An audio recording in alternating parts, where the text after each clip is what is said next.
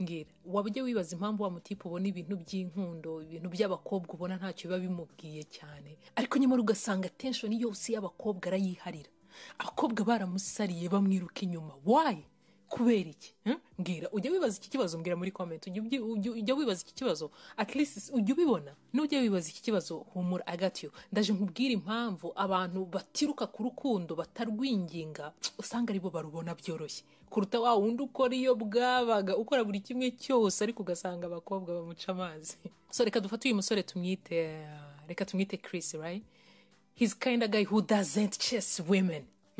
Ni wa musore utiruka ku bakobwa na gato. Ni umusore ubayeho ubuzima bwe amindinga business ye, schedule ye y'umunsi no kujya ku kazi mu gitondo, yataha akaruhuka iminota mike, saa 12 akajya muri gym, isaha imwe n'igice agakora siporo, saa 2 n'igice gutya akaba ari gufata ifunguro rye rya nijoro yirebera match cyangwa se movie sometimes. Akaba yavugana n'umuntu umwe cyangwa se babiri kuri WhatsApp, kuri telefone, agacishamo muri weekend agasura famille ye, agakacinga up n'inshuti ze nke afite. Ubundi that's it, ubwo nibwo buzima bwe. N'umusore udapostinga foto yambaye ubusa hejuru cyangwa se twadupira tumufashe kugira ngo akunde yatira attention y'abakobwa kuri Instagram, no? But guess what?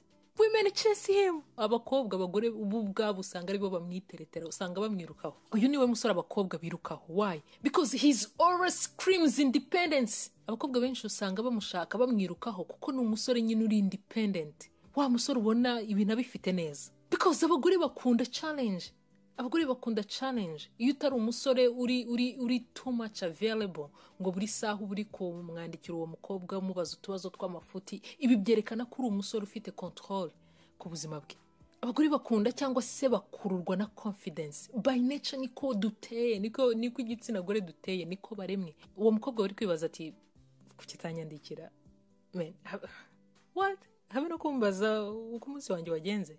Habe no kumbaza niba bya bintu namubwiye ko ngiyemo byaciyemo. Ibyo bibazo biri mu mutwe we nibyo bikurura amatsiko kuri wowe. Bimwereka ko udakeneye validation ye cyangwa se undi muntu wari we wese. Ntabwo ukeneye validation y'uwo ari we wese kugira ngo wumve uri complete, wumve wuzuye.